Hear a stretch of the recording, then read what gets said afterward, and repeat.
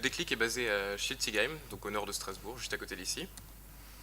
Donc c'est une organisation qui existe depuis 2005, qui compte plus de 500 membres, qui emploie maintenant 4 personnes à temps complet.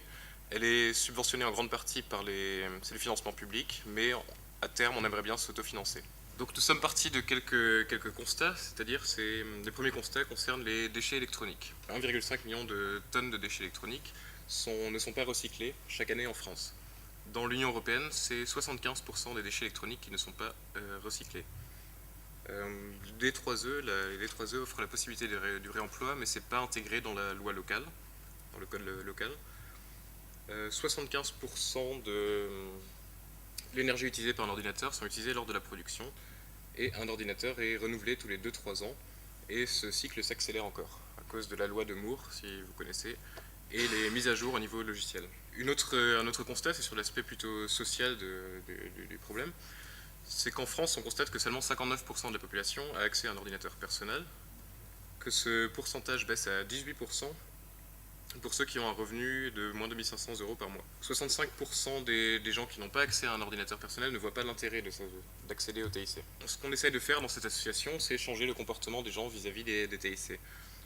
Par exemple, si un ordinateur devient trop lent, on constate de façon empirique que les gens ont tendance à acheter un nouvel ordinateur plutôt que d'essayer de le réparer et de prolonger la durée de vie de la machine. Donc on essaye plutôt de les conseiller, de réparer les machines pour qu'elles durent plus longtemps. D'autre part, la tendance, c'est que les individus, ou même les entreprises actuellement, jettent les ordinateurs directement à la déchetterie sans penser à les introduire dans des cycles de recyclage. On essaye également de modifier les comportements des usagers en augmentant la promotion de non-impression des documents. Donc on leur propose plutôt d'envoyer des emails, passer par des sites internet plutôt que d'imprimer systématiquement. Les gens pensent également qu'ils ont besoin forcément d'avoir du matériel haut de gamme, alors que pour leurs besoins vis-à-vis des TIC, il leur faudrait seulement un accès internet et quelques services multimédia, donc pas forcément un poste de haute technologie chez eux.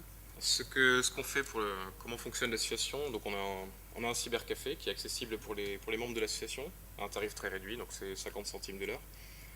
On propose des formations d'initiation à l'informatique pour que les gens qui, si on leur donne accès au TIC, savent s'en servir, donc c'est des formations assez basiques, mais ça permet à toutes les classes de la société d'accéder facilement au TIC.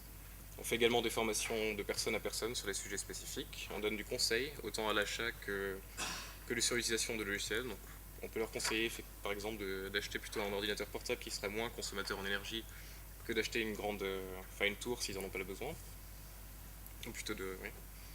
On cherche à faire prendre conscience des coûts énergétiques de l'informatique, les informer sur la technologie et sur l'environnement. On les aide dans leur démarche et on essaye de faire la promotion de structures qui remplissent des rôles, qui poursuivent des objectifs similaires aux nôtres.